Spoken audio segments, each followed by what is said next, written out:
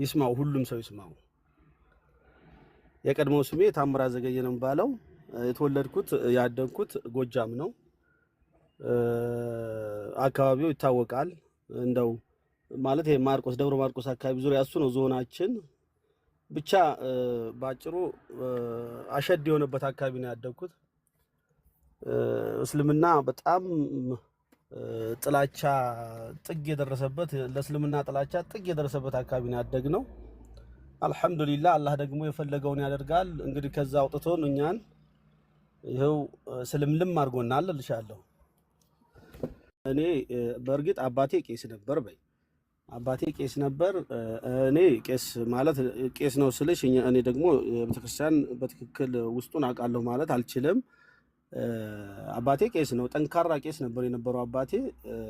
እኔ እስልምናን ማወቅም ከማወቅም አልፎ ልገባበት የቻልኩት አዲስ አበባ እንደ ማንኛውም ሰራተኛ እንደ ማንኛውም ልጅ ጠፍቼ በሚል ደረጃ መጥቼ አዲስ አበባ ላይ እዚህ ከመጣሁ በኋላ ነው። ወደ አዲስ አበባ ከመጣሁ በኋላ ነው እስልምናንም ያወቅኩት።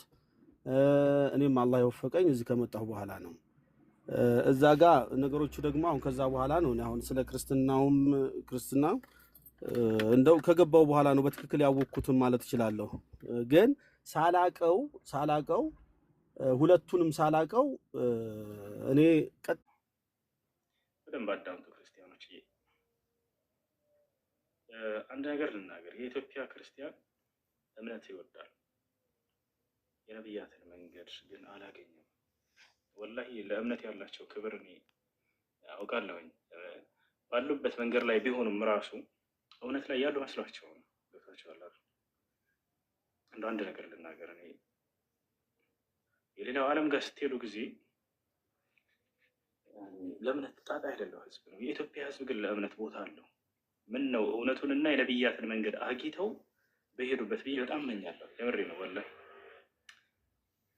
እና እስኪ ጥያቄያቸው ራሱ እንደዚህ አይነት ጥያቄዎች ይናገራሉ፣ ይህን የውስጣቸውን ስሜት ማለት ነው።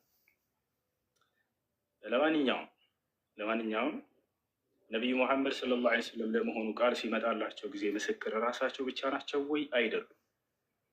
አንደኛ የአምላካቸው ምስክር አለ፣ ሁለተኛ የመልአኩ ገብርኤል ምስክር አለ። ቃል በቃል ስማቸውን እየጠራ ሙሐመድ ሆይ እኔ ገብርኤል ነኝ፣ አንተ ደግሞ ከአምላክ ዘንድ የተመረጥክ የእርሱ መልእክተኛና ነቢይ ነህ ብሎ የነገራቸው የአምላክ ምስክር አለ፣ የገብርኤል ምስክር አለ፣ የራሳቸው ምስክር አለ፣ የሌላ የአይን እማኞች ምስክር አለ። ቃሉን ሲያመጣላቸው መልአኩ ገብርኤል ያዩና የመሰከሩ ያየነውንና የሰማነውንም መሰከረን እያሉ ሐዋርያቶች ይናገራሉ አይደል? ስለ ኢየሱስ ክርስቶስ